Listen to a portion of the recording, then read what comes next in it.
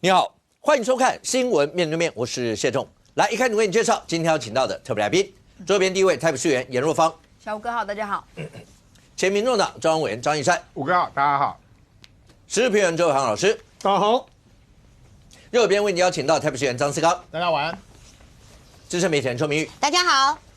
资深媒体人黄阳明。大家晚安。好，那今天对国人来讲的话，当然你听到柯文哲，现在叫院长啊 ，OK， 好，那柯文哲现在是民众党的国家治理学院院长。那这个党职以后，那当然在这2天，柯文哲有非常多的一些发言，包括跟蓝白合之间啦，包括所有对国内的一些政策的走向啦，包括对中配啦、李正秀所有这些。好，那当然大家都知道，2026这一仗，那蓝白合跟绿营之间胜负会不会影响到2028？那再都会有一些的影响。好，如果先从这个角度来看的话，一闪。是那个国家治理学院院长，好，所以以后叫柯院长。那对柯文哲来讲，有人形容是柯文哲就告诉你重掌党权，是这样吗？没错，其实从国家治理学院这个院长的职位其实他不需要这个职位，他其实就是老大嘛。民众党大家都知道就是柯文哲一个人，但是党中央就不一定了，因为党中央的公文的流程，你必须要有盖章嘛，谁盖章谁算嘛，说了算嘛。因为毕竟党部未来这些请款也好啦，事务也好，他要有一个职位来做相关的治理嘛，否则他怎么去掌握党中央？所以国家治理学院虽然是一个院长，那未来所有的公文只要会国家治理学院，谁敢不会啊？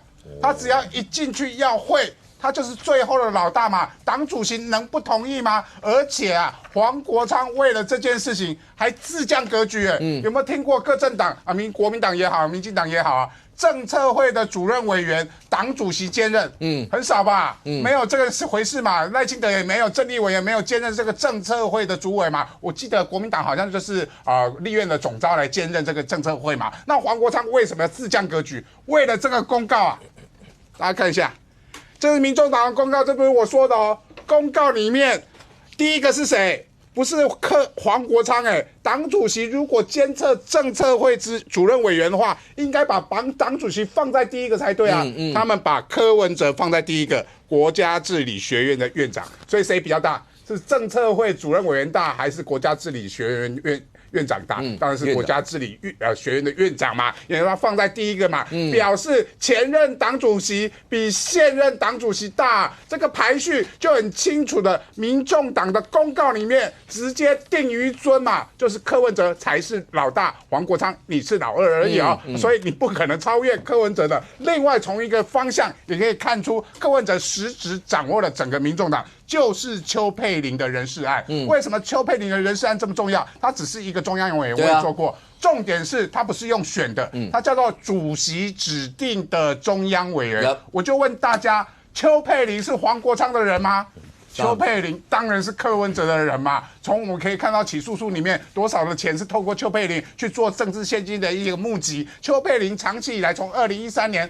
到现在为止，都是柯文哲不断的他的 partner 嘛，尤其对外的一些关系都是由邱佩玲去搞定的，所以他让邱佩玲进去中央委员会，而就变成是柯文哲的代理人。而中央委员会，你也可以说他是形式上的橡皮图章，但是他是比党主席大的最后党主席的提名都要经过中央委员会而柯文哲因为他现在因为官司的关系，他现在不是中央委员，他必须在中央委员会里面有一个代理人，那个人就叫做邱佩玲。邱佩玲代理，他就可以主导整个中央委员会的运作，包含未来的提名权，或者是你不想选的蓝白合了，你要退选也要中央委员会同意而这个人可能就是邱佩玲来代表柯文哲的意志，在中央委员会行使柯文哲的意志嘛。所以如果连提名权这个中央委员会有邱佩玲，然后党中央里面他做了国家治理学院的院长来进行党中央的掌控，再加上陈昭姿，他为什么要留陈昭姿这4年？未来陈昭姿变成是民众党里面最资深的立委其他人都是新任刘树斌也不过做了1年所以所有的人都比陈昭姿之前的情况下，陈昭姿任所谓的民众党的总召的可能性非常高，所以他透过陈昭姿掌握党团，透过自己掌握党中央，透过这个邱佩玲掌握中央委员会，那整个民众党就是柯文哲的一人一制嘛。所以未来啊，蓝白合的问题，他今天为什么特别又提出蓝白合问题啊？他说蓝白会合啊，是因为赖清德的关系。我就要问柯文哲，那撕毁6点协议也是赖清德叫你撕的吗？所以他说啊，蓝白分也有可能，不是有可能就已经发生过了。2023年不就撕毁6点协议，蓝白就分手了吗？所以柯文哲在蓝绿之间游走，才是他的主要的道路跟策略嘛。而他跟任何人合作，都只是为了壮大自己、壮大民众党而已。所以绝对不要轻信柯文哲任何一句话，因为他随时会变。而他游走在蓝绿之间的目的，就是要壮大自己的民众党，而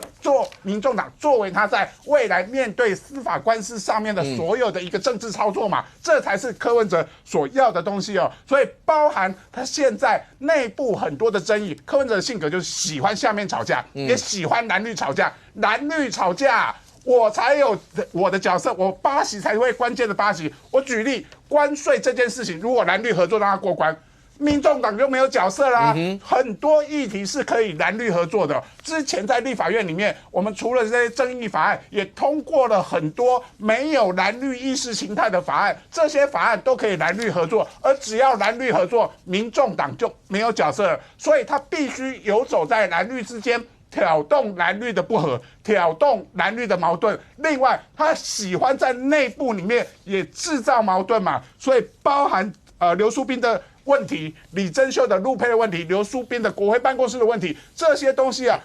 我们外界怎么会知道？尤其像刘淑彬的办公室这些细节啊，不可能是外面人知道呢，一定是从里面流出相关的讯息。而这就是柯文哲的帝王术，他也希望他下面的人制造下面的人矛盾，然后下面的人才会以他为主来做最后的决策，这就是柯文哲的操作策略。所以蓝绿啊，我说真的，很多议题，包含关税、包含总预算、包含军购条例，真的不要被民众党利用来挑动蓝绿之间的矛盾。很多所谓有共识的议题，让它过了之后，民众党的角色反而会消失。来，小雨，是大家为什么会这么在乎柯文哲的角色？是因为未来2026甚或到2028，那蓝营来讲的话，蓝白合一定是很重要的一款。对，那现在就要看那到底白银是谁实际说了算。对，因为这里面好，柯文哲他自己都讲了，大家就讲说民众党有没有2个太阳。他就说2个太阳可以合作，他自己都说2个太阳2个太阳可以合作。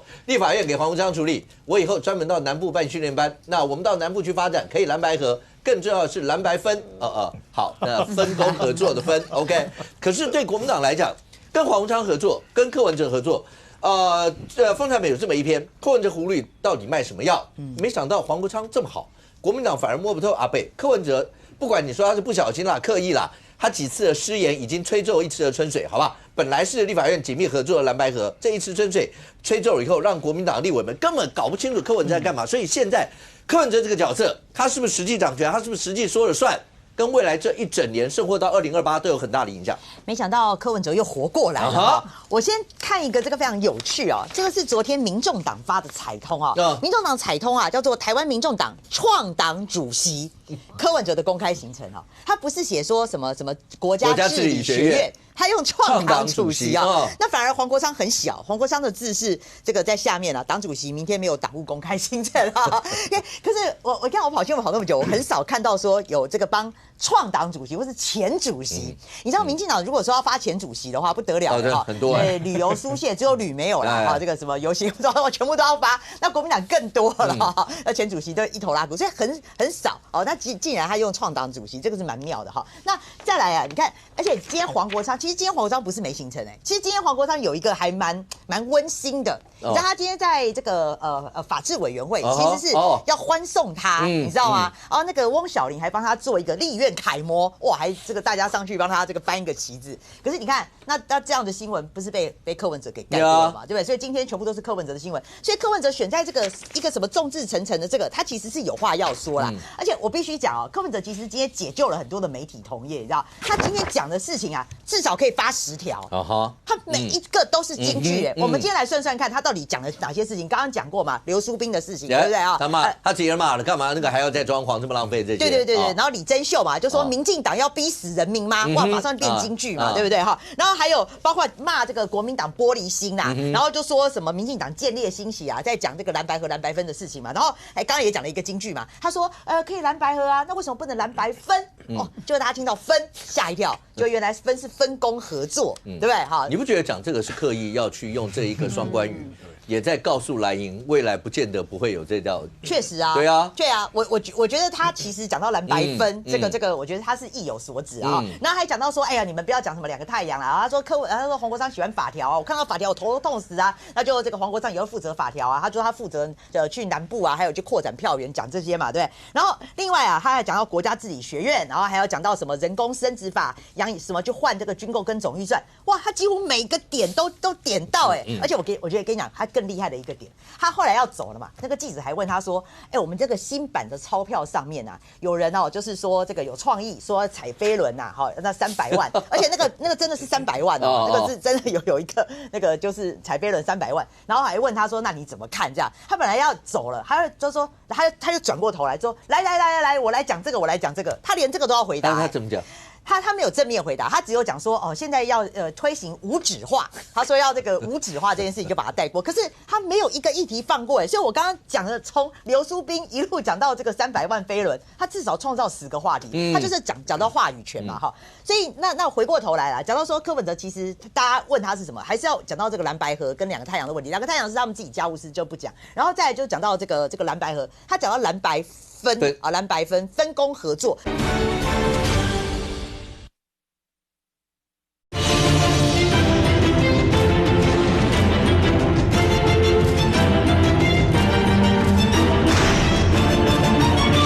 分工合作，可是你知道他从他这个开始有声量以来他已经不止一次在吐槽国民党了，包括说国民党你不要再高估自己的实力，然后这些骂蒋万安这个什么骗票但是有效，其实在所指，然后他又去找老柯建铭，然后想要这个不管是糊弄或怎么样的，都会让国民党会有那种很紧张的感觉。小玉可不可以问一下，有人说他那天在讲到那个。就是在讲国民党啊，其实那个32-0是因为很多人要救他然后国民党没有那么大实力。有人说是失言，是吗？可是我觉得他是有备而来刻意失言，这两个词摆在一起好怪。刻意失言是这样吗？我必须讲就是我不知道说陈志涵跟他是扮那个黑白脸还是怎么样，但是我认为就是说他对于这个话题他是想要讲的，而且坦白讲32-0这件事情，他说是他的功劳，这个我记得他已经不是讲第一次了，他其实之前就有讲过，只是说他这一次讲的更明显。不是，你说你有功劳是一回事，但你直接点名你的盟友说。不要把自己看得这么大，你们没有实力没有那么强，不是这个讲法基本上是完全不同的一个感受嘛。但显然因为他们有发彩通那天有媒体在嘛，对，所以他也知道他讲的每一句话一定在媒体上都洞见观瞻啊。所以我说陈志涵那个演我不知道是他故意演黑白脸，还是真的说哎呦危险发言，因为他那天也是要拉抬她老公徐福嘛，对不对？那所以我觉得这个陈志涵的部分不知道啦，可是我认为柯文哲这个是有备而来，他讲这些话包括批蒋万安，然后不管他是认为是说我就是要讲给你国民党听，还是我为了要抢这个镁光灯的这个焦点，我觉得他讲这个话绝对不是失言，他就是刻意就是想好的，他的主轴就是要就是不会让你这个蓝白合那么顺利啦，我就是要抢回我民众党的主导权嘛哈。那最后来，我觉得今天风传媒写一篇，我觉得写的蛮活灵活现，我觉得很有意思他说国民党的朋友就是经过2个比较之后，觉得说，哎呦。黄国昌怎么对我们国民党这么好啊？他还讲一个例子，他说在立法院当时在这个修改，就在那个法案在这个修改的时候他说当时那个民众党有一个立委跑去跟黄国昌非常生气，跟他讲说他说这个法案我绝对不通过国民党的他说如果要跟国民党合的话到时候议会大会的时候院会的时候我就不进去投票，然后就气氛非常僵。然后后来有一个这个民众党的立委就出来打圆场了打完圆场之后看起来就是当时坚持反对国民党的这个立委就有点松动了，然后黄国昌才就是有点这个释然然后才继续讲话。那所以后来这个故事听说就传到了国民党这边去，国民党就说哇，这个战神黄国昌怎么对国民党这么的好不过事实上啦，黄国昌这1年来，你看不管是背负quân旗摸头，还是很多的立场都站在国民党这边，对国民党来讲，他已经习惯了，就是黄国昌这种温暖的战友的角色。那等到现在柯文哲回来了开始不管是失言还是刻意的这样讲。响。我认为对国民党来讲，柯文哲就是一个非常可怕的一个变数，一个炸弹，不定时炸弹。OK， 我不知道思刚要回应一下，就是现在感受到黄昌会真的觉得对国民党其实是非常好的一个战神，然后对于柯文哲来讲真的不可捉摸。在思刚要讲一讲，思刚我们来听一下柯文哲他的原文怎么讲，因为他今天有讲到国民党玻璃心这一块，那到底是怎么讲的？来听一下来。就是你刚刚说蓝白分有可能从分工合作之后变成分手吗？我跟你讲，世界上什么事都有啊，这个，但是这样的哦，在现阶段，我看每天，不然我感觉的哦，这个蓝营的朋友们哦，每个都很玻璃心的哦，然后绿营的每个我怎么讲，每个见猎心喜。我跟你讲哦，我跟你讲这个为什么要蓝白合？你知道？这不是赖清德造成的吗？了不起，赖清德加柯建铭哦，有时候我们说什么合哈，蓝白合，另外更重要的概念，可以变成蓝白分。为什么叫分工合作？各干各，每个人都做他最擅长的、最喜欢的事，这样就好了啊。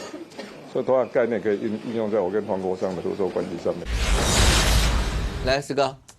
有点听不太懂。我补一个，你看张其禄又回来了。当时黄国昌在的时候，其实张其禄是没有角色，可是张其禄当时是柯文哲海选的这个不分区的第1名，对，所以张其禄又回来了。当时1.0的，对，陆续就回来，班师回朝是这样子啊。我就觉得政治上啊，一个可靠的盟友有几个条件，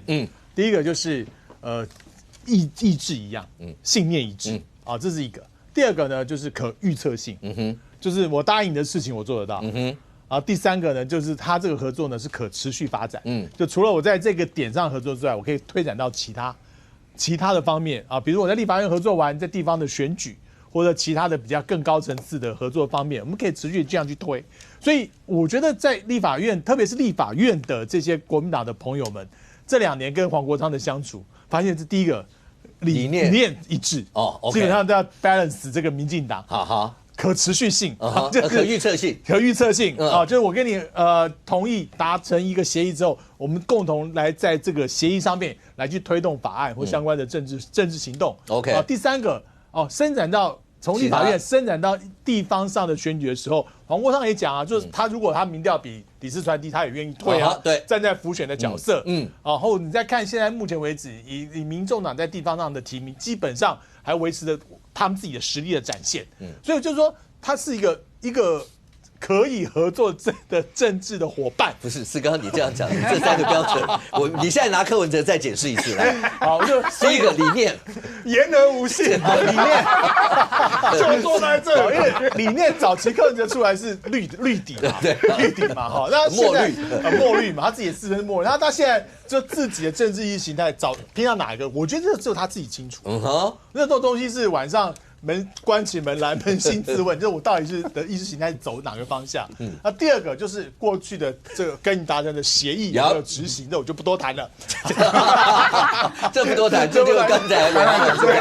本人就蓝白早就分错了。对，11月15号，对，礼拜3，那天就在结婚的问题而已。那天君越王我也在现场，我们也在现场。好，那我就不谈了。对，那天在我们棚里面再加君越，OK， 好，那个就历史翻页，大家就可以讨论历史的问题。那第三个就是说延伸出去的合作，那黄国昌这个就比较明显。那所以这么时候你说要转弯也没那么容易转。所以柯文哲最后也知道说，如果他什么玻璃心再讲下去，可能会衍生一大堆的文章出来。所以他最后说蓝白分进合击。所以大概他自己也说到说，目前来说你要去打破蓝白合作的这样的一个路线，坦白说要转弯也没那么容易，也没那么容易。但是相较来说，就是未来大家对于柯文哲的这些谈话啦，或者是合作的意向，我觉得柯文哲会相当程度的影响黄国昌的决策。那可是刚对国民党来讲，有做任何其他可能的备案吗？也就是说，除了蓝白合以外，万一有一天，当发现这个盟友不符合你刚刚讲的那个3个条件或什么这些的时候，国民党在2026跟2028有做任何的备案，就是没关系，大不了我萨卡都我打到底，我后直之以的实力去打到底或者什么，因为听起来国民党还是大部分会觉得说，好啦，他就调侃一下，反正又不会少块肉，就让你调侃一下吧。那蓝白合看起来，那个民众党也是这样想啊，我们也是这样想啊，大家就一起往下走。可是有没有做好其他的心理准备？我觉得啦，就以这个兵家来说啦，就你要拟定18套剧本。就假设盟友另外有想法的时候，哇，你就要自己想办法单压，要单压，甚至盟友出现路线翻转的时候，你要怎么办？所以这个事实上，我认为要选2028大位的人跟他的团队幕僚们。本来就要有18套剧本，这是很正常的事情，很正常的事情，因为也不知道未来的政局会怎么演变啊，甚至不是这2天的传出是蔡英文会不会又复出，所以会不会变情况会变更复杂？好，所以我觉得每一个党啦，就是都有内部的一些事情要处理。OK， 那我觉得对于要寻求大位来说，一定要想办法，万一出现最糟糕的情况，你这个部队怎么走，而且赢得胜利。OK。若芳，你自己觉得现在对蓝营来讲的话，有做任何备案的一个打算吗？第二个，柯文哲现在他不只是调侃蓝营，他还是一样，什么都会提到绿营，会提到赖清德总统，都会提到。但那个提到就是蓝白合，不就是赖清德造成的吗？然后包括讲到那时候跟老柯不是2个人15分钟，然后再谈那些。后来柯文哲是自己蹦出来一个讲说其实是要拿人工生殖法案去换，包括总预算啊，换军购啊这些。他今天这一段已经是小玉刚刚讲的那个金句之一。然后有人批评他说拿什么女人子宫换总预算，他就说他是好意不要把每个人都想得这么坏，好不好？你们不要把柯文哲想得这么坏，好不好？颜若芳议员，我觉得柯文哲他其实这一次真的是几乎快要满血了啦，在最近，因为你看他从出来之后，交保出来之后到现在，他一步一步到立法院，然后我们那天都还在讨论，他只要一出现就变成媒体的焦点，他只要一讲话就变媒体的焦点，那包含他的直播。大家都要讨论，那有人讨论黄国昌吗？没有人讨论黄国昌啊。那你说柯文哲现在对于蓝营，他说他调侃他们，我觉得蓝营自己应该心里要有个底，就是是不是又会出现武汉肺炎？就是如果当我们谈合作的时候，他突然出来又撕毁很多的协议，不管是你谈了几点或干嘛。但我觉得柯文哲现在的路线。他是要把一些我们当时所讲的那些中间选民回头草已经跑掉了，因为民众党黄国昌所走的路线变成小蓝。他现在我觉得他骂一下蓝的，也骂绿的，因为骂绿的我觉得已经不是稀奇了。你什么都讲说那个都是赖清德的问题，这不稀奇。但是当他开始在骂国民党的时候，开始在说国民党不要这么玻璃心国民党怎么样我觉得他开始是要让一些原本支持因为柯文哲支持民众党的，然后又跑掉了，因为黄国昌又跑掉了，这几年的这个表现变小蓝的跑掉的这些人，我是觉得他在慢慢的想要把这些人再收回来。那当他声量越来越强的时候，民调再往外扩一些的时候，2028他有没有机会再跟国民党谈？有没有机会再跟国民党谈？因为他现在就已经在跟国民党讲说，我不是随着你国民党随波逐流，我不是被摸头的，而且我也有可能跟绿的合作在议题上面。那你蓝的，不用这么不用想说，你会这么好过。那我们这8席后面是听谁的？我相信后面的民众党应该6席啦。那这些到底是听谁的？我觉得还是听柯文哲的。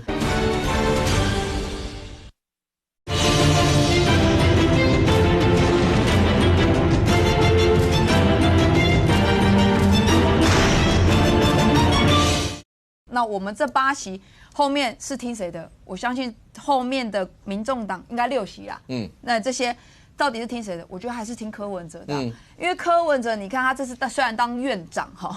但他讲的是什么？我是拓展票源，而且我要去培训所有的候选人，这种对外。那黄国昌做什么？这个党内事务啦，或者是虽然他是说要处理那个立法院的，可是变成是内部。变内部，那到底谁会有影响力？所以我觉得还是柯文哲有影响力。所以大家说王是王 VS 王，以后会不会有什么场子王不见王？我觉得不会王不见王，因为只有一个王。因为今天还有人在讲说那会不会这个台北市大家都说那是找柯文哲来辅选，还是找黄国昌来辅选？我说应该100%柯文哲，100%柯文哲。如果是这样的话，那显而易见，来伟航所以没有什么2颗太阳的问题啦。尤其从春联或者虽然说春联上面2个人都挂名，但是一般应该是党主席挂名吧？那柯文哲摆上去，大家就讲说显而易见的，就是避免尴尬。可是除了这个以外，在未来所有的这一切的走向，大家以后就听柯文哲的就好了。如果真的这样一路往下走，那以后就听柯文哲的就好了。对柯文哲来讲的话，他攫取了所有这一些的声量，甚或现在媒体，我看到有一些媒体已经开始在算黄国昌委员的倒数计时，还剩下什么70个小时的，我也不懂为什么要去帮他算这个。可是显然，那黄国昌当失了委员身份以后，差别这么大吗？这我们其实从刚刚跟国民党的可分可合，我们可以看得出来，柯文哲其实最擅长，其实就最近他的整个行为模式就是软土生绝，你软他就一直哇，比如说整个国民党嘛，在柯文哲吃他豆腐之后，大概就只有那个齐慧珠议员有出来讲几句，其他人都是尽量客客气气嘛，因为不确定他会翻脸还是会合作啊？如果骂他2句，他拿你的话头往下哇国民党居然骂我怎么样？反而是被他提款提走了。好，他对国民党是软土生绝，他对自己党内是不是软土生绝也是啊。我们还没有讲到现在的这个村里，我们讲前面的陈昭之的部分。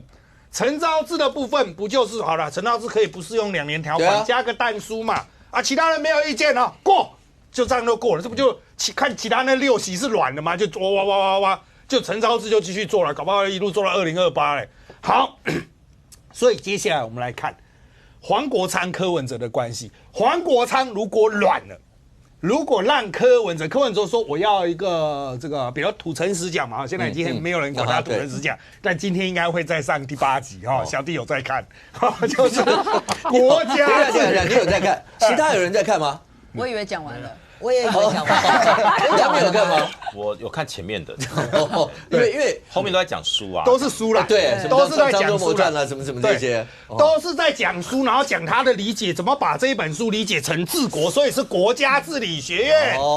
它是有一个脉络的就是柯文哲就是把打书化为现实接下来就直接开一个学院来打书这样。好，但重点就是在于说，柯文哲的这个国家治理学院应该是他自己要，他要有一个位置，有一个战略高度，我又不会去抢你的主席，但是我有我的革命实践研究院，所有的候选人都变成我的天子门生我第1期、第2期、第3期，柯文哲国家治理学校第1期出来，结业证书给你，你才可以出来选老国民党的玩法现在国民党已经有点不太想玩这一套了，不会谁会管你革实院第几期了？但柯文哲想要重来这一套，他比较爱这种风味的东西，他想要去透过这个建立什么，重新掌握他的党。因为你现在去各地提出来的议员有没有黄国昌的人？有啊，有已经被提出来的就是黄国昌人。那这些人跟柯文哲一开始有没有关系？有啊，但是在柯文哲不在的时间被黄国昌弄走了。他透过把你叫来这个治理学院，非常光明正大嘛，你候选人要受训啊，我教你怎么选举你的政策要跟谁对齐？跟我对齐，不是说政策会主任委员是黄国昌就跟他对齐没有，是跟我对齐，他才是真正大公司。所以国家治理学院柯文哲排在最上面，以我为准，向中看齐。好，那如果知道这个格局的话，就大家现在在讲这边有个万众同心。民众党今年马年的春联它是万众同心。那重点就在于你可以注意到他的这个落款的部分，黄国昌、柯文哲，他这一个位置其实一般来说是一个人但是他会刻意放成2个人说穿了就是担心黄国昌的会有一些人不要拿，柯文哲的也可能会有黄国昌的人不拿，与其这样就2个一起放上去，都必须强制拿。那当然你会过去说，民进党也会有比如说赖清德赖清德、萧美琴他是正副总统这2个人是正副关系吗？不是这个样子的所以现在的格局就是民众党他为了党内的平衡。要注意，这个2个太阳是他们自己抓的，所以他们的小物也做2人版像这个黄国昌这个骑了一只马的就因为马年嘛，骑个马嘛，他们说这个叫做马上冲不是不好的联想，是好的联想，就是马上会冲出去的马上冲那这个柯文哲当然就是柯文哲最有名的花生嘛，金华城案没有出现的花生好事会发生这样子那当然。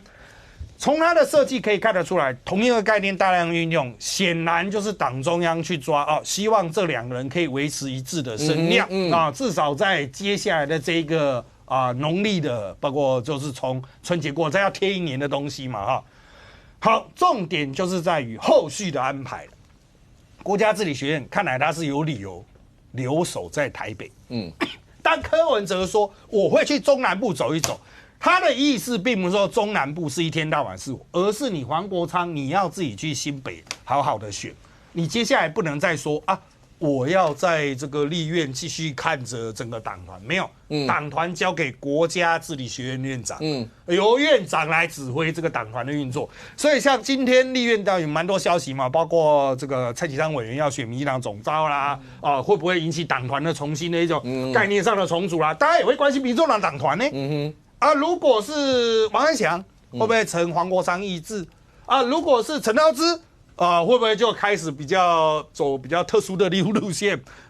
这些东西现在大家都拿捏不准，所以你看国民党他们好像有说是那个陈清龙要当第一届的总召，也可以啊，因为他是台中议员呐，他的辈分是有到了哈，但是他的政治经验有没有到？就他对于立院了不了解，因为他是台中的议员嘛，他对政治的了不了解，就是立院生态了不了解？那当然，柯文哲一定会说，我比较了解，然后交给我啊，我是国家治理学院院长，所以柯文哲有理由留守。他会提到中南部，其实就我们在选举，我们在跑地方选举，中南部那边的确是有一个声音，柯文哲放出来以后，他有在跑地方，终于看到民众党党主席，他们甚至有点在抄袭人家的说法，就说，哎呦，民众党的气势起来了啦，因为终于看到有党主席下来跑了。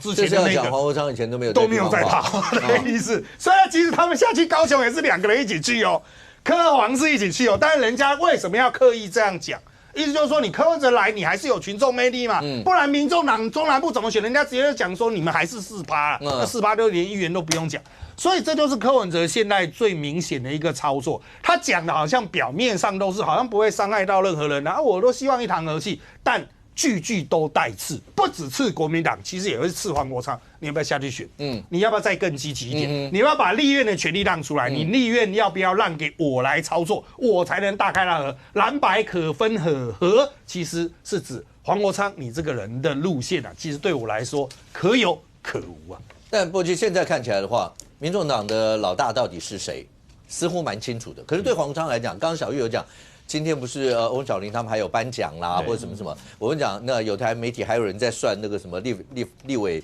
职务的倒数多少个小时。当然不是单纯讲说像有人说什么2月1号以后还有没有保护伞的问题。可是对黄国昌来讲，那他以后就会是柯文哲摆在新北的一颗棋子吗？我叫你打到底你就打到底，我叫你拖到9月就拖到，就用你的战术纵深来换我跟国民党之间，到底能换到什么？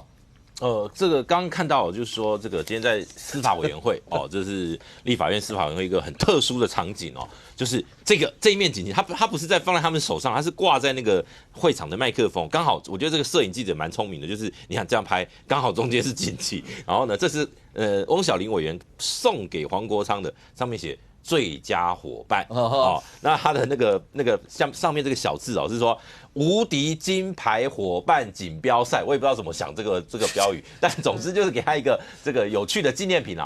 那这一张照片呢，其实你会发现虽然你知道有媒体说绿委拒绝同框，没有庄瑞雄不是？对，这里有庄瑞雄对啊，我在想说会不会那个记者把他看成吴宗宪，在旁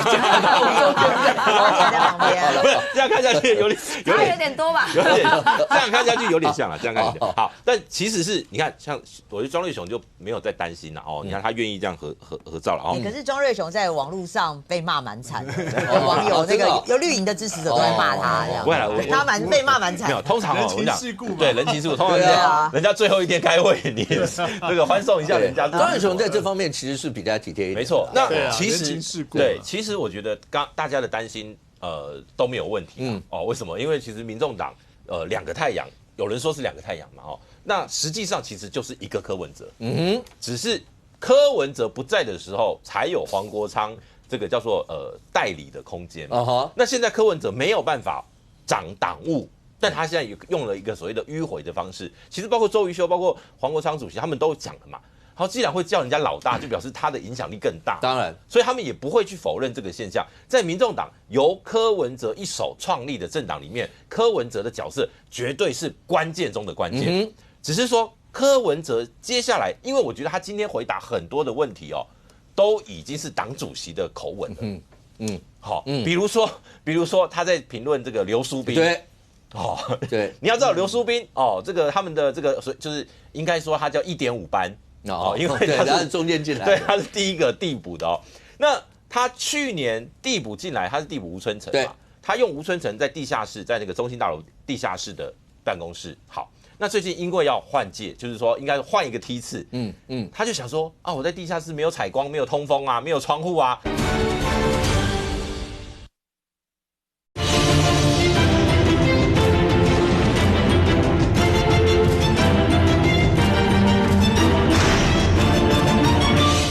他用吴春成在地下室，在那个中心大楼地下室的办公室。好，那最近因为要换届，就是说应该换一个梯次，他就想说啊，我在地下室没有采光，没有通风啊，没有窗户啊，哦，那他想要说跟这个麦玉珍，瞧看看说可不可以换哦，可是呢，他们要抽签，结果他又没抽到麦玉珍的，那他就再去跟李珍秀换，哦，就李珍秀抽好再去跟李宗宪换，好，结果就他们党内就传出来说，有媒体去报道说他还想要再去装修，而且还要用立法院给立委的这个装修的补助，等于说他去年已经用过了。来，这个我要帮他平反一下，媒体都写说他用了35万，没有，他用28万5千。这个是立法院刘书斌委员研究室整修工程，好，28万5。所以他去年就用过了这一笔钱。你今年我讲立法院是这样用人头算，你不会说你搬研究室你还可以再请35，没有。他的额度剩下6万5，他的额度就6万5。那他自己啊，他当然这个新闻出来，他说没有，我没有要花立法院钱，就如果要去做相关的一些格局的改变，他自费。这个就我觉得这个就没差了，你爱怎么办怎么办。可是重点在于说，对民众党来讲，这个第二班是争议比光环还多。就是说后续的，刘书斌还算1.5啦，就是说后面的。你要想说有谁能够替代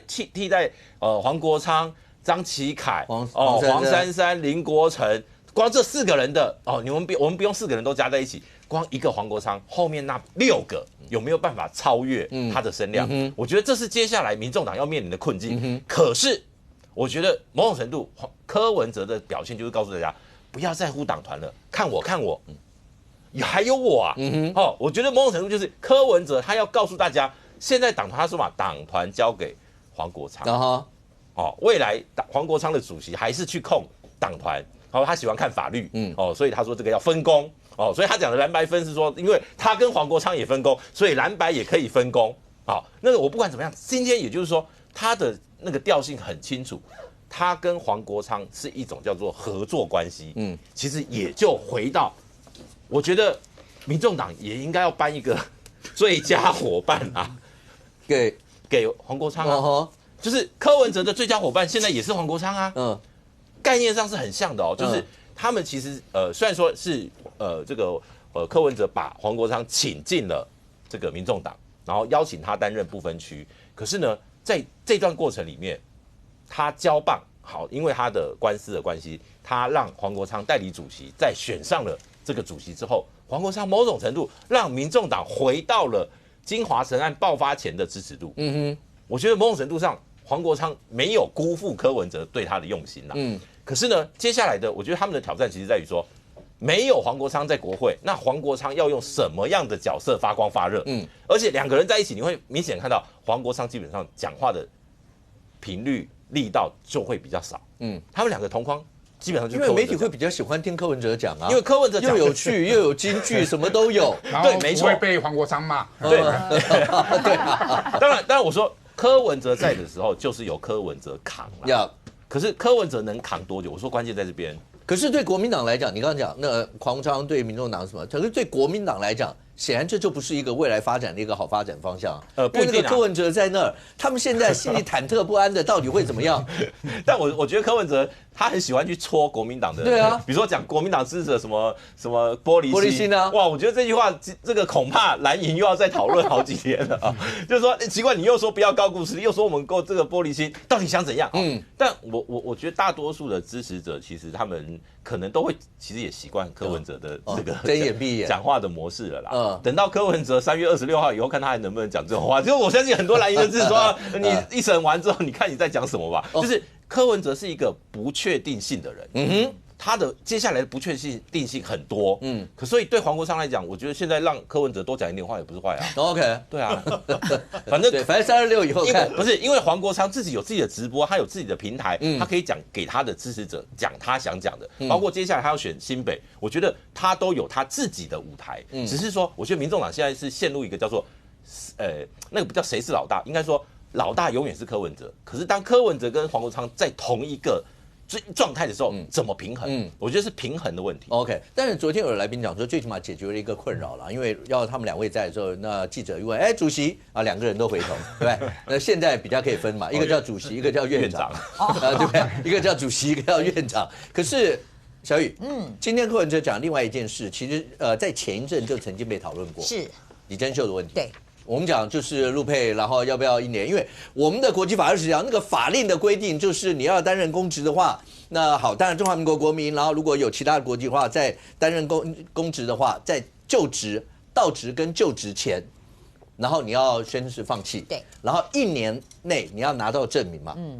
那这个法条你读完以后，就表示李珍秀应该就做1年嘛，就做1年，对不对？对，是这意思。柯文哲今天也帮他讲啦，然后大骂也是一样骂民进党政府啊。可是我去看过，这是史上第一例，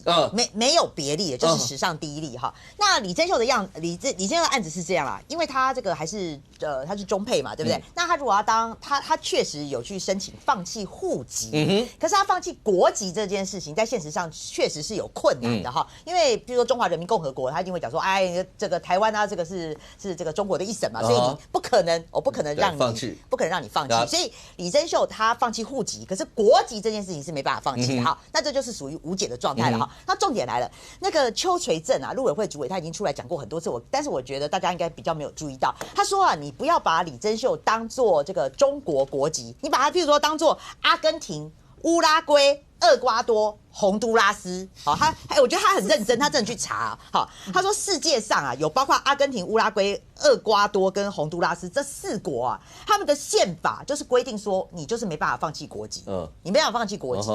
对，即便你移民了，好，你拿到中华民国国籍，你没办法放弃阿根廷的国籍，也就是说呢，所以这4国的人啊。没办法担任中华民国的公职，对，所以呢，邱垂正还特别讲说，我们这个不能双重国籍不能担任这个公职的，不是只有针对中配。你这4国都是一样的，所以我们今天换句话说了哈，就说李珍佩，你不要把它当作是这个中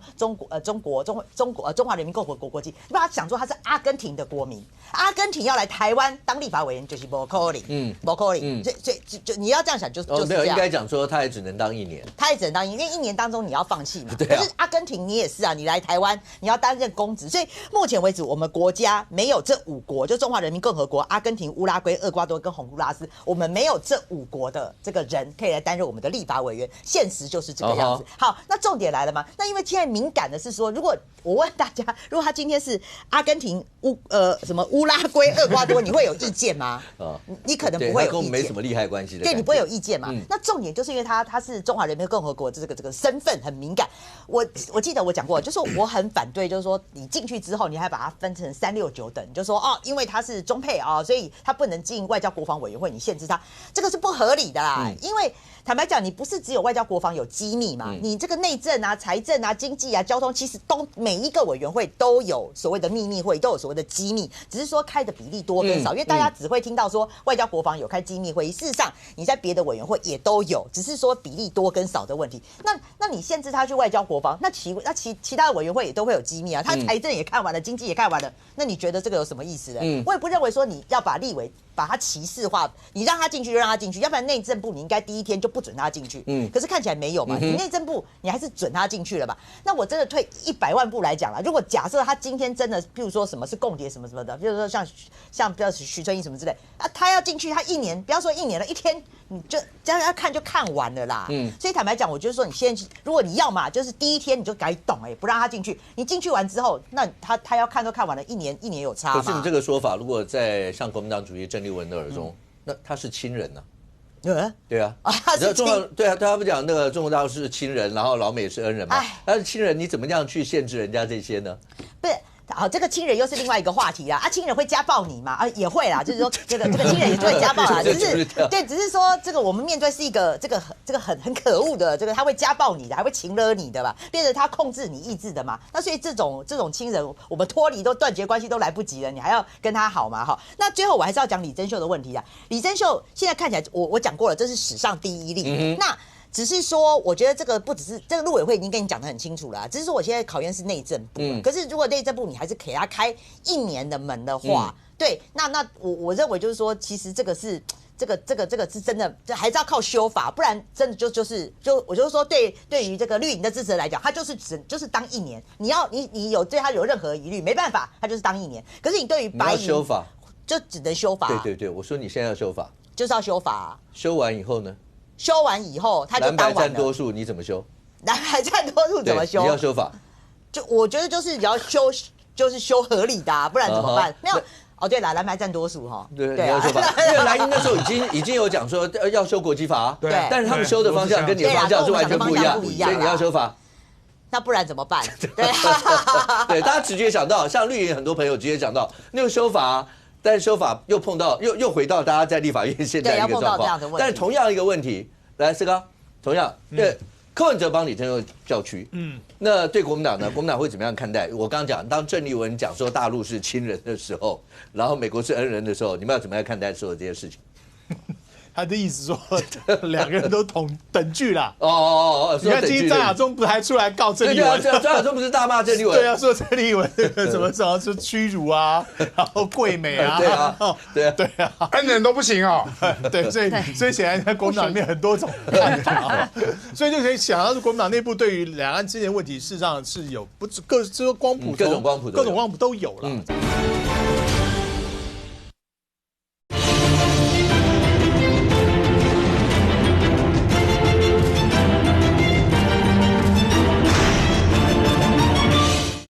所以就可以想到，国民党内部对于两岸之间的问题，事实上是有各种光谱都有了，这都有了。那这个东西，这个政党里面是很正常的。所以我觉得郑丽文的讲法相当程度是 balance 党内各式各样的看法。各式各样的看法。那恩人跟亲人谁重要？其实很坦白讲，每个人的搞不好天平不太一样，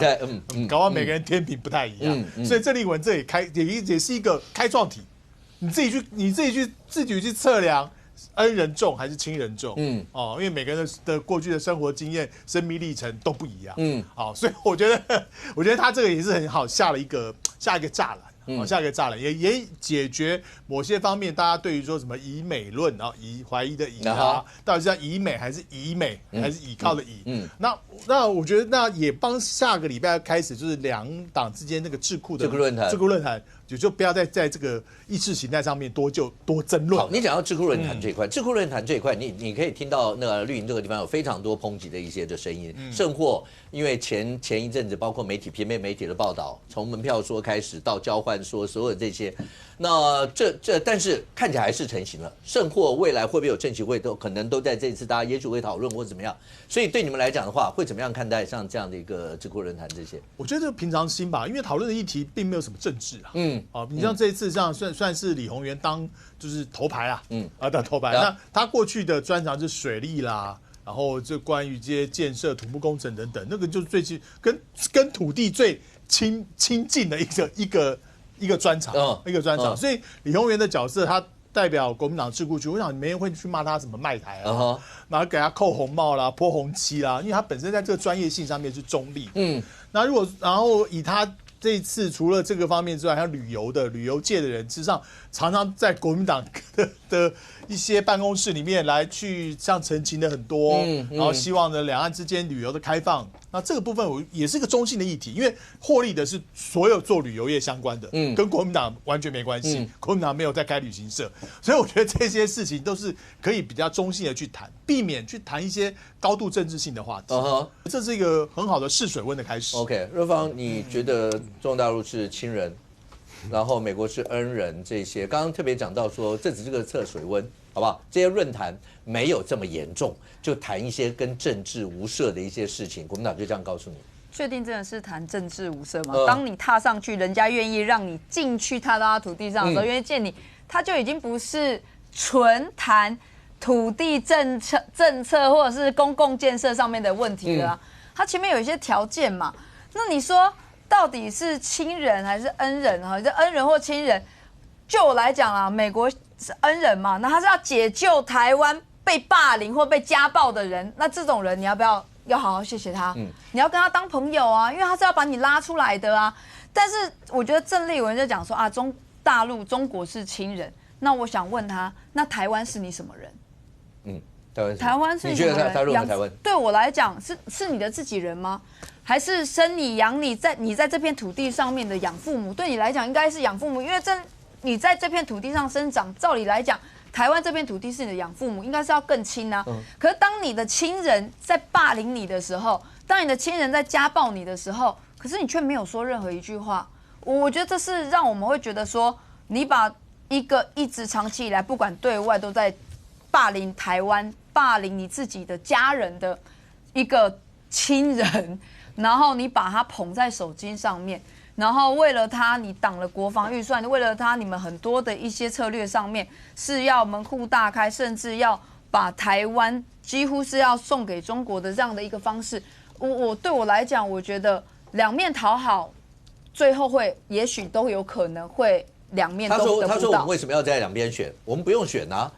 对，谁规定我们一定要在两边选的？他说英国人家也没有要选。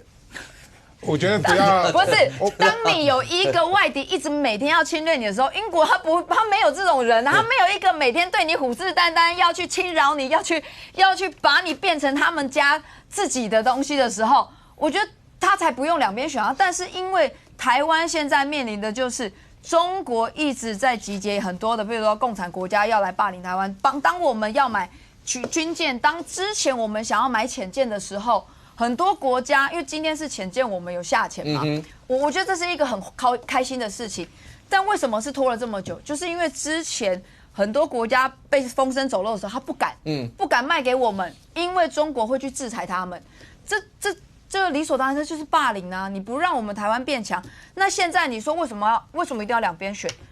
因为我们现在面临的是一个要侵略我们的，甚至想把我们变成他们的这个一部分的人，那。我们对他来讲，我们台湾不会比较好啊。甚至郑丽文还讲说，赖清德你就承认9·2共识，又不会少一块肉，又不会少块肉。9·2共识之前，习近平就讲说，9·2共识的前提是一中，而且是这个一国两制的9·2共识，它不会少块肉啦，它会让你尸骨无存啦，你连一块肉都不剩啦。不是，你刚刚的那个疑问，师哥要不要直接回答？这个台湾是什么人？就这一块，然后包括。在他们眼中，那大陆是家暴的人，就算说什么亲人是家暴的亲人，这个衍生就太过了。台湾人就是我们就自己人，你的爱人，就是台湾人。那你应该更爱台湾啊！我就有爱台湾啊！你确定你们对我们来说，我们是很爱台湾啊。你们这里军主席讲说啊，要让台湾都变成讲说是中国人，但基本上我就是爱台湾啊！台湾的朋友们就是我们的爱人啊！我觉得这有什么好去质疑的这件事情？你是先作为一个台湾人，作为一个你自己的家人，才会去想到第二层的亲人嘛。那才会其他的人嘛。当你的爱人跟你的家人一直被欺负，在世界各国，不管是政治，你们有在保护爱人吗？你要告诉赶快过，你要告诉你的亲人说，保护你的爱人，保护你的家人，你应该有层次的啊。爱是有等差之爱，还有等差之爱。那请问一下，台湾对你的爱人是哪一种等次？如果你的爱人被你的亲人欺负，你要保护谁？保护你的爱人啊！同样道理，就是国民党就是保护台湾人啊，保护台湾人啊，就谁欺负台湾人，国民党保护台湾人啊。可是你们从来当中国在国民党提出版本了，7000多亿啊，加油啊！明年礼拜5希望这个会期可以过来。我倒觉得。很多事情就是要磨。我想美国它是一个民主社会嘛，美国也知道这个是要磨，大家都知道一定会过了。这个就是一个过程。民主的可贵就是要过程。那民众党提出一个4000多亿的版本，那国民党听说有一个大概4000到9000，大概好像我对两党7000多亿，7000到8000亿左右。但大家的看法是不是越来越接近，越来越接近？所以我觉得这就是个过程。那不要去怀疑，就是国民党对于台湾的爱，因为国民党台湾人就是爱人嘛。爱人被亲人家暴，你要跟亲人说不要家暴我的爱人嘛。对，你会怀疑国民党对台湾的爱吗？亲人跟恩人是国民党的史观跟台湾人无关譬如说美国在他被中共打的时候那个第7舰队防守台湾然后美元，这个都是国民党党史要背的嘛，所以他们认为是美国是恩人嘛。那为什么是中共是亲人？他们国共合作过所以国共合作，然后被家暴是国民党自己先被家暴，唯一有被家暴经验是国民党还不是台湾人。台湾人只现在疑似快要被家暴了，所以我们要防卫嘛。但是真正被家暴的是国民党是从中国那边被赶来台湾真正被共产党家暴的是国民党所以国民党应该怎么还会认为共产党是亲人？我就很怀疑。我说，即使是国民党的史观，美国是你的恩人是 OK 的，但是共产党绝对是你的仇人嘛。共产党怎么会是国民党的亲人？所以不要落入国民党的史观里面去看台湾人。台湾人很清楚，美国要钱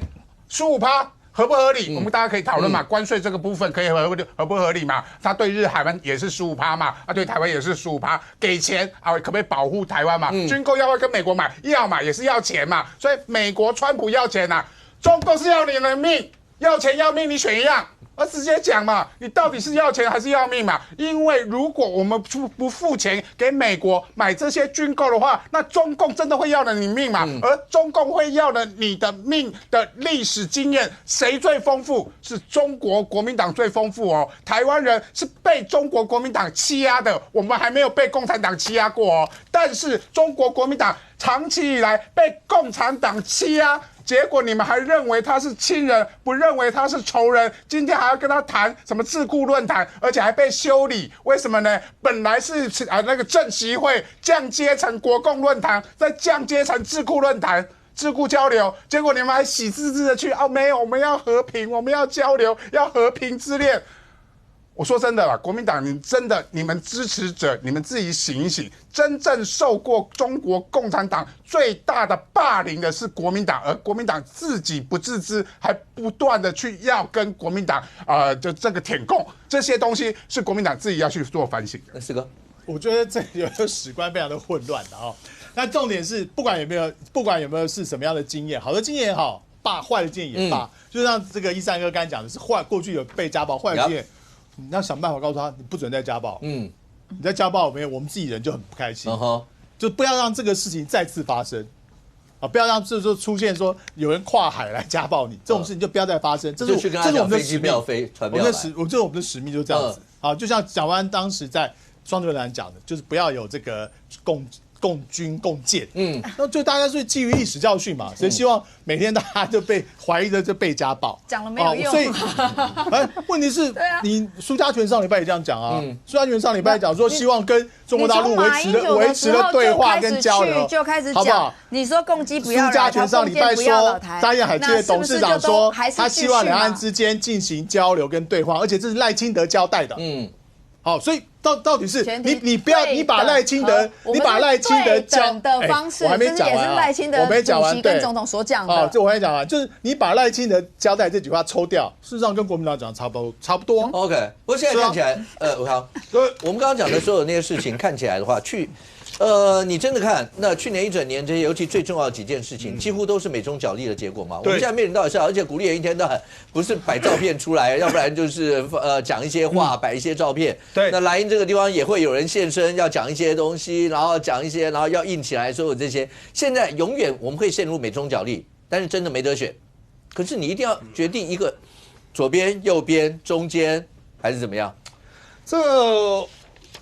就 AIT 它还是频频出招了其实最近呢，大家都可以看到 AIT 的脸书大量发文嘛，从鼓励人回来上班之后嘛，就开始一天，他24小时之内发了4篇，把他演讲拆成4篇，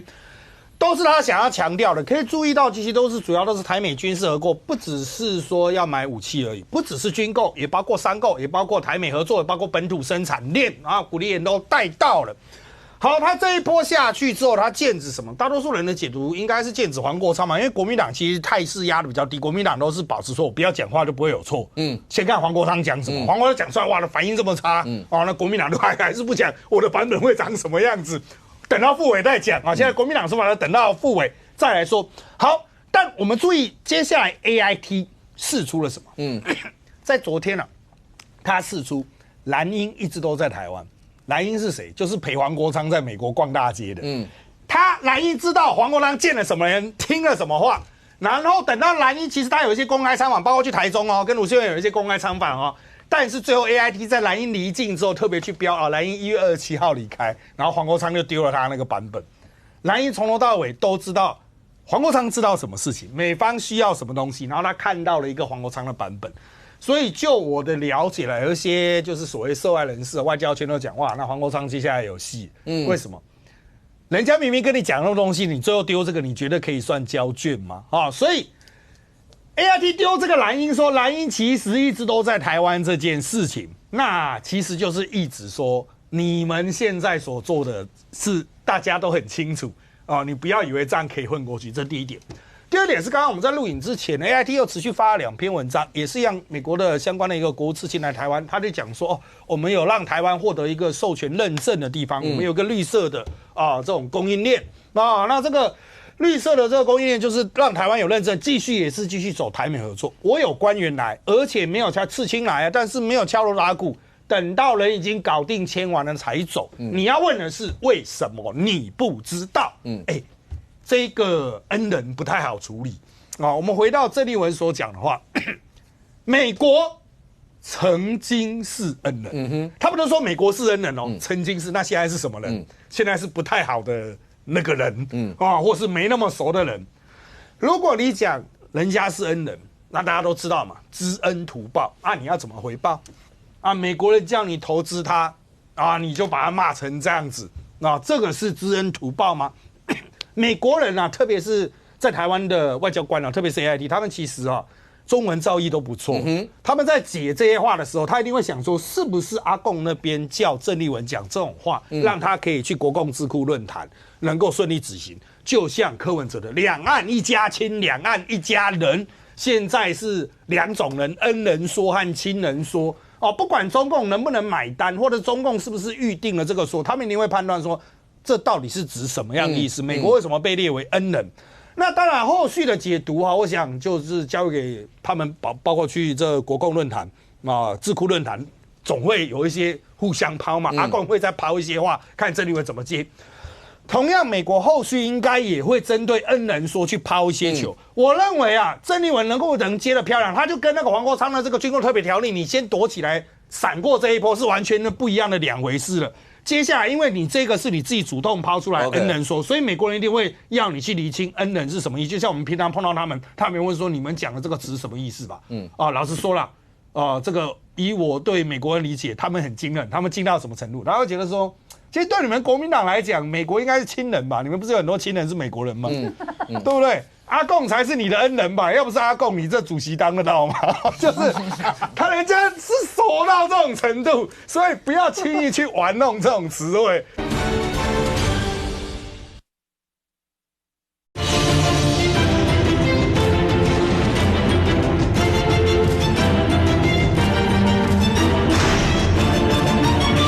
美国应该是亲人吧？你们不是有很多亲人是美国人吗？对不对？阿共才是你的恩人吧？要不是阿共，你这主席当得到吗？就是他人家是熟到这种程度，所以不要轻易去玩弄这种词汇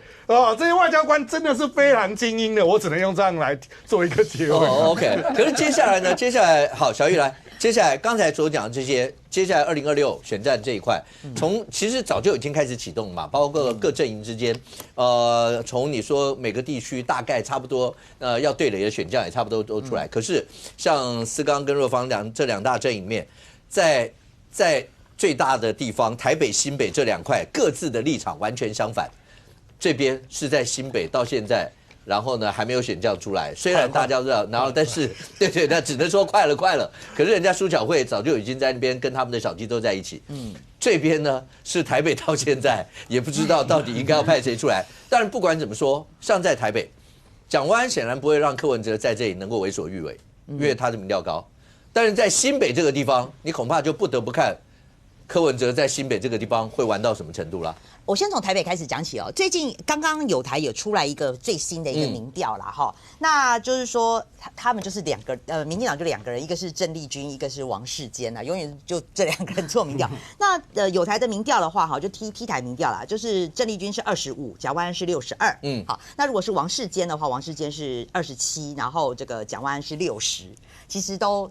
差蛮多的啊、哦。我记得上次跟正传媒做的民调，大概这个趋势是都差不多的，然后就是蒋万安是大幅领先。当然啦，你问民进党朋友，他会讲说啊，他们两个都还没表态，对啊，都没有说要选啊。那你做这个，我知道民进党就只能这样讲啊。可是问题是你去遍询，就是说包括这些议员，那你又问说母鸡是谁，他们真的也讲不出，除了这两个人，我觉得困境就是这样。你真的找不到第三个了。对，你要问我说实在我也想不出来了哈。那所以看起来，我认为我听到的消息是说还在劝进郑丽君啊，大家看起来就是说赖主席就是属于郑丽君，不管是形象啊，或者是说怎么样的这个质感啊，或者是说这是他嘎基浪啦，嘎基浪，或者说那个，而且关税那一仗关税啦，对，铺陈成这个样了。对，至少你再可以帮他做一点文章，可以加分啊。那王世坚哥就是热闹闹啦，热闹对哈。可是就我了解赖主席的意志，他就好了，他就不会让王世坚选了。这个是我观察到的一个指标。你看那个伟航老师点头如捣蒜了哈。对，那所以看起来这个而且今天很有趣哦。今天大家也会拿辉达做文章，因为今天黄仁勋不是这个闪电来台嘛，就是来参加什么赵元宴啊，什么尾牙宴。那你知道还有记者跑来问我说，那这个那个黄仁勋啊，是不是刻意不跟这个蒋万安见面啊？好担心说会介入台湾的选举啊，会去拉台。我想说这也不必了吧，他就是反对啊，他不跟他同台，你第一个就是黄仁勋，就算不跟他同台，全世界也知道这个辉达就在台北市嘛。而且就算这个黄仁勋不提，那你蒋万安跟尤其是李四川，一定会把辉达挂在嘴巴上，把他当做他的政绩，一个要拼连任，一个到新北市去选。所以我觉得这跟黄仁勋没有关系啦，反正辉达就是一点。我说难听一点啊，你蒋万安，你除了辉达，他还有什么说得出的政绩？也没了啊！可是辉达就无敌呀，对不对？不就这样吗？好，那新北反过来啦，新北我也不觉得是说这个。就是说我还是那个论调了，我觉得李四川就足够扣谁啦，好，他就觉得是说，哎，没关系，反正现在所有的民调看起来大势所趋，好，这个我就一定是他，我就慢慢来这样。那问题是说，我觉得我讲过，我说李四川有很多的变数，他最大的变数是说，他从来都没有经历过选战的考验过，选战很恐怖选战是把你的祖宗8代全部挖出来，你要是没有18代18代还要再加10代，对，你要是没有经过都已经到紫云皇室了，对啊，连紫云皇室都出来了，对不对？那你当时侯友宜大家也觉得说，评比很不错啊，这什么5星6星的这个市长，就一评比一检验下去，才发现他还有一个这个文化的这个什么这个大血管嘛，这什么？后来裴德夫人又折兵嘛，又把他捐出去，还不酸屌啊，对啊。所以李四川你没有经过检验，那你怎么会知道说他的这个财产，或是他当过那么多的政务官？我觉得民进党一定是磨刀霍霍啦，早就把他的一些底都握在手上。那看起来是他选的时候又要出手，因为他也当过新北的这个副市长嘛，然后也当过韩国瑜的副市长嘛，就是他我认为就是说选战有备而来啦，我认为就是说民进党一定会握一些东西在手里，那你没有经过检验你是不知道，所以我觉得李四川他的好处是说，因为他看起来以前都比较低调，可是这个也是他不知道对方手上握有什么，选战可怕的是你要经过检验。那还有啦，李四川大家会认为就是说，因为他是做工程出身的，所以他的口条或者是说他选举魅力，他是不是就是讲话妙语如珠，或者是说真的就是站上台上像柯文哲这样子信手拈来讲话，全部都是教经典的这个金句，我觉得目前看起来都没有，所以你要检验过才知道你现在苏巧慧已经开始一直跑了嘛？那他今天最新的消息是说，他连看板都还去抢了，这个侯友宜连任的那个 F1 超级的那个看板，因为那个是在新北市政府的正对面嘛。你看人家这个看板都已经先抢了，而且包括像卓冠廷什么都小鸡都已经开始跟苏巧慧合挂了，所以我会觉得说，哇，那你国民党你还有在扣谁的本钱？而且民调越来越近，我觉得国民党确实要紧张。来，世刚，对你们来讲的话，本来讲说双城齐谋，蒋万安如果声势一路高攀的话，那胜获跟李四川那每一次打，其实大概双北都一定会在一起。而现在看起来，如果照刚刚这样讲，第一个，外有民众党到底怎么合的柯文哲如果拿个翘，然后拖到8月9月，对你们来怎么办？第二个，刚讲李四川副市长的检验，这些会不会都对你们来说才是开始？第一个，李四川自己应该也会了解，他虽然没有自己当过主角、当过候选人，但是他也帮很多人打过选战，大概也知道选举的残酷啊。相信他对他自己过去的一些公务上面，他基本上是基层公务员出身，不是做生意的基层公务员，然后从公务部门等等这样上来，所以给人家感觉是一个信赖感，有信赖感的这个形象，而且是一个工程铁汉，在他的手里面工程的这个执行率很快，然后呢这个效果很好。那时候高雄的这个铺路路平专案，很多高雄人都拍手称赞所以这是他的强项，但确实没错，时间不等人，不等人。那现在有一个大家在流传那个时间表，比如说因为我们的议会也结束了，然后再来这个辉达的签约的事情，大概这个礼拜可能会有一个签约仪式，目前还不知道，目前可能会有个签约仪式。那再来2月14号之前。在整个的这个事情呢，大概都会尘埃落定。所以那个时间点，过年前的时间点，可能是一个很好的时候。再加上我知道有些人在中间开始很努力的穿梭，就是来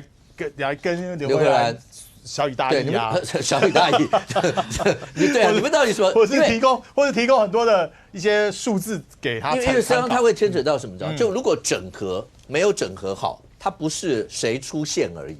那是后续打的时候，是不是真的能够大家同心一起打的问题？是啊，而且这个整合还包含说，因为现在侯友宜是市长，对他的这个市政府的资源还掌握在侯团队手上，然后这个选举的时候，这个行政资源还是加减5%有用的所以在这份，我觉得侯友宜的这一块要处理好。要处理好，所以我觉得时间点来说，我觉得在过年前把它定案会比较好，因为还包含要跟黄国昌比民调，黄国昌民调也不可能说我过完年之后2月28号之前就决定，对啊，一定要双方经过一段时间，可能要3月啊，再加上柯文哲会不会给很多意见？大家都在讲说，搞不好给你拖到8月9月，那就很不妙，对啊，那就很不妙啊，那就很不妙，所以我觉得时间点要赶快这个主帅赶快推出线，推出线。虽然李四川对这个新北市是很熟，包括很多的里长也是如数家珍，电话都在他的这个手机里，但是你在选举还是要跑，跑起来那个整个气势才会带动起来。OK。我想到一个很有趣的状况啊！你看啊，到时候李四川出来，然后跟黄国昌，那黄国昌这边一定不要做民调嘛，因为民调看起来就会差比较多。然后，但是各家就会开始一直做，是啊。然后大家都会说，你的民调隔3差5，3月问一次，你的民调差不多；4月再问，你的民调差不多；5月再问，那这样黄国昌不是超尴尬？他到底要不要退啊？不是啊，可是柯文哲不让他退，他怎么退呢？但是就是一直在讲说民调定输赢啊，然后但是如果各家民调不用民调，不然定什么假投票？对啊，所以我是觉得说，到时候黄国昌会有一个冠军，变成每一个月，然后大家都会拿数字出来，就一直逼他，这就是压力啊。对啊。OK， 若芳，你们刚好是倒过来新北这个地方，苏巧慧已经在那边，然后蓄势待发，然后一直在跟所有的议员这样跑。那国民党会面临到包括现在内部的整合，包括跟白营的整合，但相对来讲，你们在台北。你们的母鸡，然后到现在对所有的这样看起来，你们到底该怎么办？就是我觉得，就我们现任的议员来讲啦，然后还有新人我就不知道，现任的其实我们对于台北市的市长候选人人选，我们反而会觉得，这次比较早了，因为我们预计也是在过年，有可能因为党中央有讲说过年前也会有一个定案啦。因为大家还记得在陈时中那时候，其实有多晚吗？大概7、8月。在那一年2022年的7、8月，其实都很久了。可是今年特别早，没有，可是今年特别早，今年特别早。没有，往年其实都是在7、8月，没有，我们是5月之后啦，都在5月之后。等我们民调，因为他那时候是总指挥官，对，那时候防疫，因为他的那个民调太高，就是在疫情的那个时候，所以其实绿营我知道是，其实绿营那时候心里面也有个谱，就是这么高的支持度，那让他一直能够把那个先维持一阵，然后到最后出来以后，一定势如破竹。那但选战说实话没有一定是什么。对。那好，可是现在就算对你们来说快，但是刚刚讲到蒋万安现在的声势或各方面，反而绿营来讲的话，除了好，当然会希望打赢，但是再怎么样，除了打赢，把蒋万安困在台北，甚或不要让他跑新北，跑什么地方戏可以拍照。对你们来讲的话，那这些都是要考虑进去的。当然啊，因为你说蒋万安现在以目前来讲，看起来就是蓝营的各县他是最强的一个头嘛，一个头嘛。那他现在看起来似乎民调也很高，因为都过50%。可是对于民进党来讲，现在因为在地方上所有讨论的人选，我每个礼拜都会被问一次，说，那民进党回应人选有谁？有王世坚，有徐国勇，之前还有卓荣泰院长，还有这个什么林佑昌，然后还有郑丽君副院长。每次啊，每天都每个礼拜都会多一个。哪有？最近又多了贾永杰。最近又多了一个贾永杰。没有，这就是郑丽君、王世坚、郑丽君。前面还有一个，不要骗人。你们不要忘记吴怡农好吗？哇，你好朋友哎，好朋友哎，他是唯一跳出来，他是唯一表态的。而且我觉得他最认真了，还有提出政策。好朋友。小玉，不是我，你们民调自己没有把它放进去啊，怪我。人家的肌肉，对不对？对。但我会觉得说，对民进党来讲，当然台北市本来在蓝绿盘上面本来就是蓝大于绿，那对于民进党，我们本来就是比较不好打的，而且又是你要去挑战一个现任的，当然在行政资源上面，或者是在基本盘上面，其实本来就相较来讲是困难的。那只是说蒋万安，当然你说他现在能够讲出来的政绩，现在大家能够想到的就回答，还有大巨蛋啊。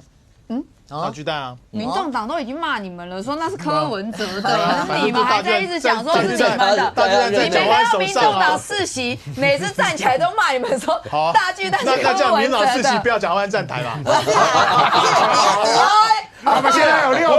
个，我有个前条件，说第一个有2个太阳，人家有2个讲啊，就说你要请他党人士站台啊，比如说有2个条件，第一个就是。你说民众党吗？我不管了，就算第一个理念相同，理念相同。第二个，他的政策他的政策你要支持你不能说我来这个站台之后，突然你的政策我不支持，那个两边会尴尬啊。不是你们不能一直要蹭大巨蛋，但是大巨蛋的漏水，你们又要推给柯文哲。大巨蛋是我的，漏水都你的，不能这样。大巨蛋漏水，我们还是叫远雄把它修好啊。但是无可否认就是大巨蛋是在蒋万安手上启用嘛，本来这个 credit 是柯文哲的嘛，就本来是可以是柯文哲的嘛，OK， 我只要讲到这边就好了哈。但不清，如果真的讲的话，这次大家整个选，大家最看重，当然第一个6都，OK， 那你知道中间当然包括现有席次，尤其2大政党来讲的话，都各丢不起，只是大家都会各寄予他们对方的一些，譬如绿营会觊觎蓝营的宜兰啊、嘉义啊，然后蓝营会觊觎说是不是有可能要攻下，譬如说澎湖啦，或是高雄，类似这些，你会怎么样判断他们整体在未来大家一些重点？其实我觉得刚刚大家讨论就是发现民进党的征召策略是奏效的。为什么？因为你看台中或是新北就因为很早底地，对，不管是苏巧慧，不管何新纯，早就开始动了。对啊，尤其过年，你刚刚提到那个看板过年会有，通常候选人都会有那个拜年看板。对。好，那苏巧慧又有很多的分身，什么分身呢？他们议员要出选了。我不管是现任议员还是要挑战的，每个都跟他合体。是，好，他就会有无数个分身。那这时候呢，不管是民众党也好，或者是国民党的支持者，在新北板桥也好，新庄也罢，到树林、莺歌哪边都是苏巧慧。奇怪啊，我们的宣传部你们不是说李四川要选吗？怎么都没看到人刘和然看到看板可能也不见得，他是谁？就是他们可能会觉得说，蓝营的或是说白营的人到底整合，就会开始关心说进度，那个焦虑感就出来了。人家民进党都已经跑在前面了怎么样？即便这个选区对蓝营来讲不见得是艰困，可是我觉得那种尤其是基层庄脚，人家苏巧慧都来拜会好几次了啦，庙都拜了10几次了，你怎么还没有人出来？我觉得这种焦虑感对于就是说民进党让那个压力很快速的移转到在野阵营，就是民众党跟国民党身上。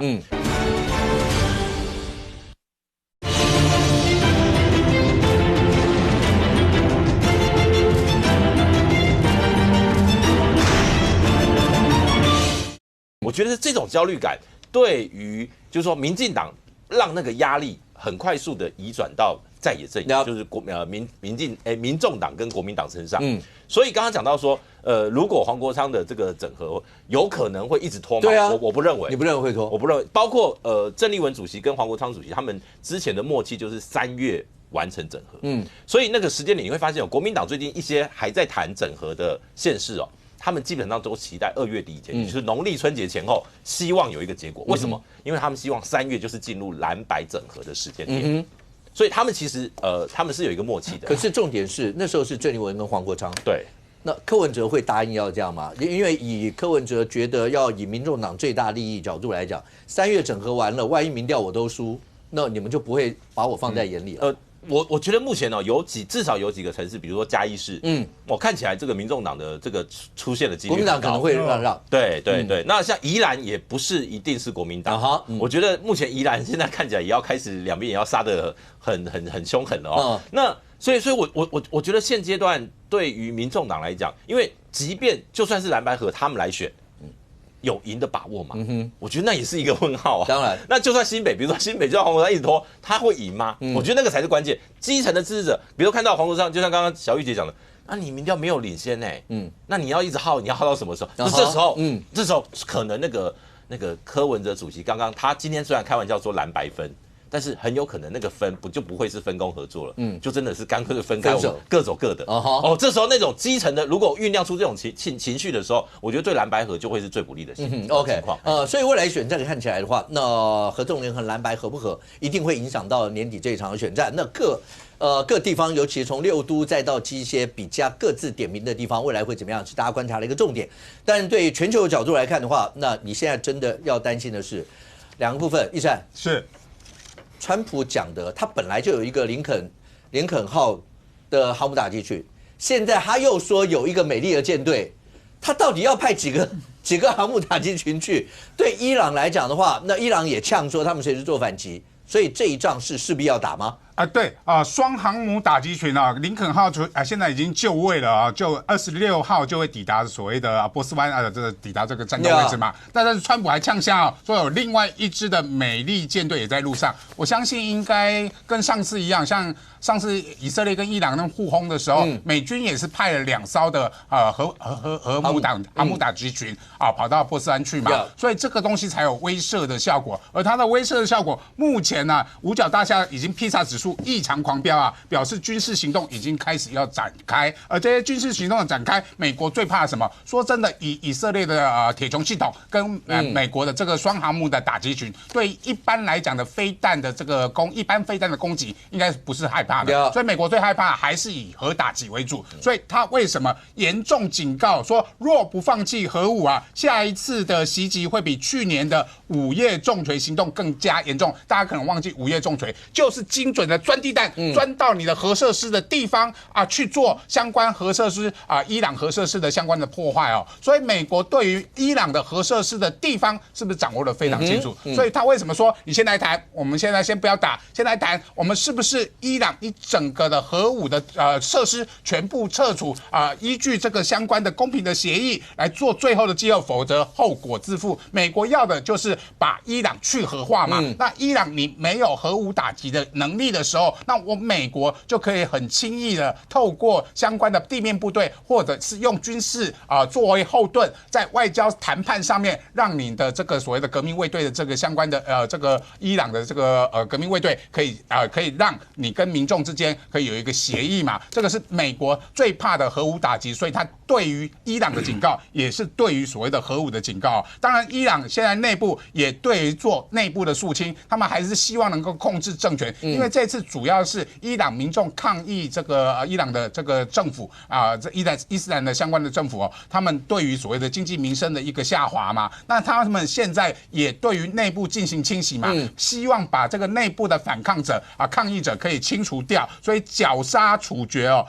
一个萨摩德的间谍，指控其移转的这个车辆跟炸药。但是我觉得他们处理这些以色列的间谍，都是在转移内部的压力，把这一场的抗争，民众对于经济不满的抗争来转移焦点，说这个就是美国，这个就是以色列所策动的，所以他们做了一些相关的内部清洗的动作。而美国到底会不会进行军事行动？我觉得还是要看伊朗的一个反应。我觉得美军这次其实对于伊朗内部政情是否要介入，我打一个问号。但是他们可能透过这一次的机会来彻底的解决伊朗的核设施的问题。OK， 我现在根本开始怀疑那个美国五角大厦外面的披萨指数，我个人觉得应该也是他们刻意要去订披萨的。哎，对。委内瑞拉的行动，美国可以保密保成这个样，他难道不知道大家都会盯着那个披萨指数吗？如果他刻意是要做保密行动的时候，我不相信他们会一直在美国国防他们叫战争部，就是在五角大厦外面一天到晚订披萨，就订给你们所有的媒体看，知道我们都在加班，我就是要去打人了。是啊，所以披萨指数现在也是川普的威胁指数。我觉得他根本就是放了，就是要让你知道我就是在准备要干这些事了，好不好？那你们大家自己想的，伊朗你想清楚，到底要不要谈，要不要怎么样？可是你在关心到底美国伊朗到底打不打的时候，其实全球现在还记得吗？那个末日钟为什么要调快一点点？因为把台海危机也摆在这个里头。那中国大陆内部很久以前我就讲过，其实我们也不希望他们内部有什么动荡，因为他们内部的动荡会不会引起就是用外侵的方式去转移内部的一些的焦点？最近全球都在关注，的就是伟航是张又侠这件事情，是出现太多不寻常的东西，甚或很多人现在在网络上面看到一堆各地的军车狂飙啦，或什么这些，然后有说是要去秦王救人的，有说是要去那边维安的，有说各地方部队只要有枪杆的都不能动的，现在到底怎么样？好的，这个我们首先来看哈，先从美国这边的说法看起来 ，Rubio 最近他这个川普都把他的职权都带掉了哈，Rubio 都专门负责，算有点帮他擦屁股的，就是事后再来解释说这个不会有什么影响这个我会来处理，这个会怎么样哈？那川普就说你去当委内瑞拉总督这样子，但重点在于 Rubio 最近他有特别提到，习近平攻台的意志应该不会随着他的任何变动。第一。委内瑞拉的局势不会影响到习近平的战力。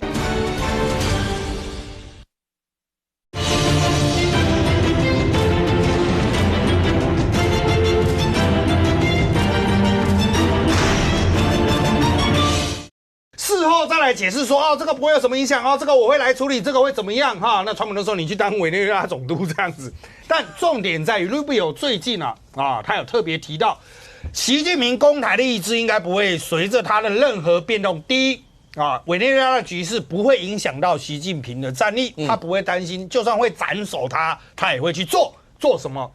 迫害这个台湾海峡和平稳定，在南海有一些动作，在东海有一些动作美国看的视角会比我们要快一点吧哈。所以Rubio 说，习近平把那个夺取台湾视为这个历史使命，意志是非常坚定的。就算马杜罗被抓，他也不会动摇。外界不要误判什么形势，他的核心议程不会因为其他事件转移。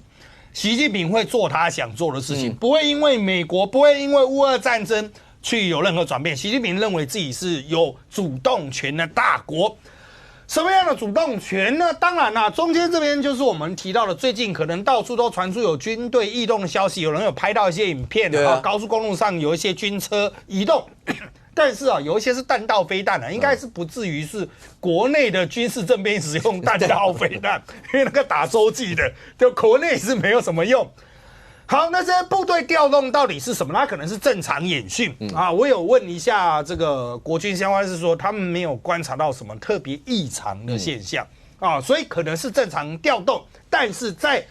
张又侠落马同时，你有一些部队调动，特别他有去封住这个京津杭从唐山、天津到北京，这个是从我们过去讲的关外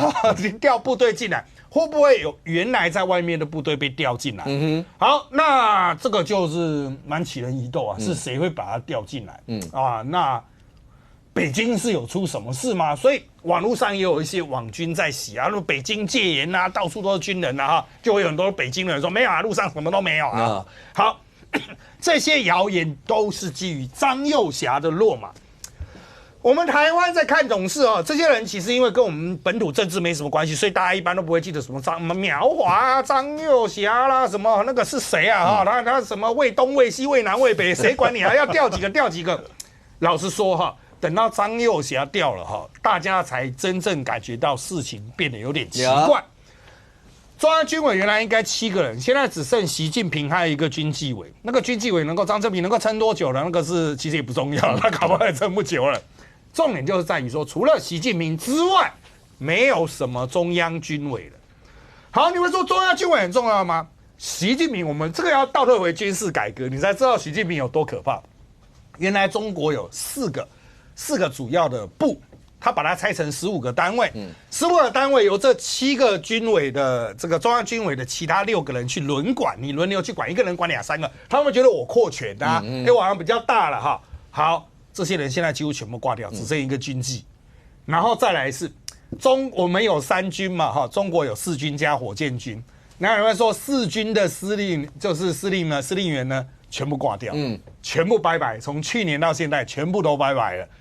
好。那你会说，这个你就像我们陆军司令、海军司令什么都没有了。那你会说，好，那还有个战区吧？不是之前有那个2025吗？有一个军演嘛，大家都说新上来的嘛。5个战区哈，只有2个补实，其他全部都是副职战带，然后这边有特别提到，他连政委都拜拜，就是我们的政战都拜。在国军你会知道有3长嘛，正的、副的、政战，他们正的不在了，政委也拜拜，只剩一个副职。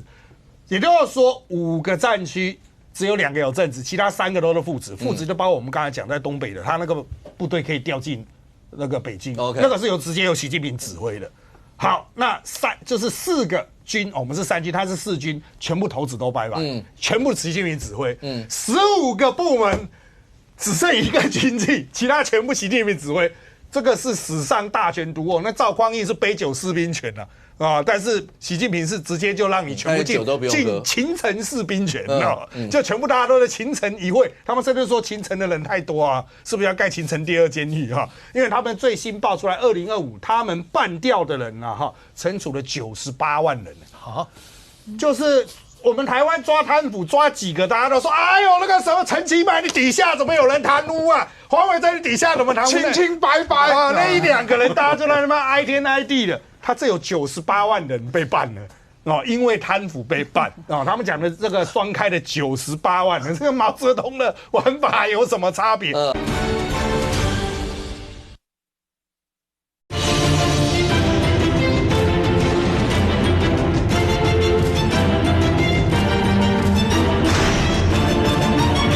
但是习近平是直接就让你全部进秦城式兵权，就全部大家都在秦城一会。他们甚至说秦城的人太多啊，是不是要盖秦城第2监狱哈？因为他们最新爆出来，2025他们办掉的人啊哈，惩处了98万人。好，就是我们台湾抓贪腐抓几个，大家都说，哎呦那个什么陈其迈你底下怎么有人贪污啊？黄伟在你底下怎么贪污？清清白白啊，那1、2个人大家就在那边哀天哀地的。他这有98万人被办了因为贪腐被办他们讲的这个双开的98万人，这个毛泽东的玩法有什么差别？我在那边补最后一个，大家有熟读2战时会知道，斯大林在2战一开始打得那么辛苦，就是因为他一口气他们那个红色恐怖办掉了太多人。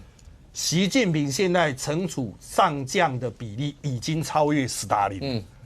只是他没有把他枪毙而已。对，上将，对。比斯大林拉掉的上将还多，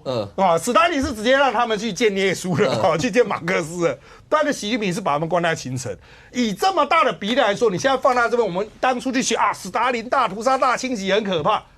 现在中共的解放军正在经历同等级的事件，这也就是为什么张又侠下台这件事情会突然引起整个中国大陆研究圈的震动。OK，好，那当然全球那包括我们当然都在密切观察，那后续有什么样一些的状况。国基，其实大家就讲川普，当他已经在他眼中好像没有什么全世界谁叫盟友谁叫什么时候，本来长期的盟友也开始做自己的考量。大家最近举的例子，英国、加拿大，这本来都应该是铁杆兄弟，没错。但是现在看起来大家都不这样想吗？对，这个英国的首相施凯尔，哎呦，睽违8年，再次有英国首相去访问中华人民共和国这个他去访问，今天已经跟习近平会面了那他们会面的时候，这个施凯尔他讲说希望能够跟中国建立更成熟的关系。好，什么叫更成熟的关系？就是主要是在经贸互动，还有一个他说叫安全。这个就让大家觉得很疑惑，为什么呢？因为外媒刚好就在他要出访前哦，英国媒体就爆料说，中国的骇客，尤其是他们特别强调是中国政府指使的骇客，已经从2021到2024，已经入侵过3任英国首相，就从强生到这个很短时间的那个特拉斯再到这个苏纳克，3任首相的幕僚的高阶官员都曾经他们的手机都有被入侵所以呢，他们就说，这个你不要再入侵我的。他的意思就是说，你要与虎谋皮吗？那当然，除了这个所谓的间谍案之外还有一个叫做人权的疑虑，比如说黎智英的议题。因为黎智英其实是具有英国籍的。那对于英国首相到这个中国大陆，会不会关切这样的议题？那还有就是他们现在这个中国大陆在英国要盖一个他们叫超级大使馆，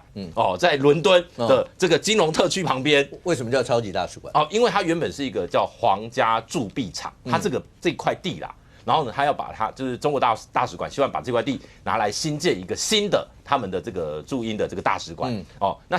1月20号，英国已经有条件核准这个计划了，所以就引发了英国里面的恐惧。为什么？他们说那块地旁边有很多的缆线，那会不会中国大使馆在里面搞情报工作？透过缆线，对，会变成是监控这个，包括英国的政府啦，甚至还有他们讲说港人，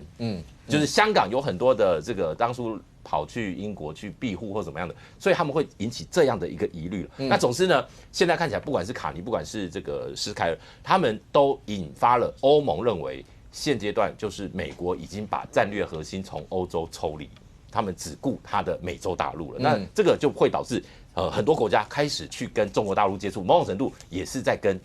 美国来去做一个叫板或抗衡。OK，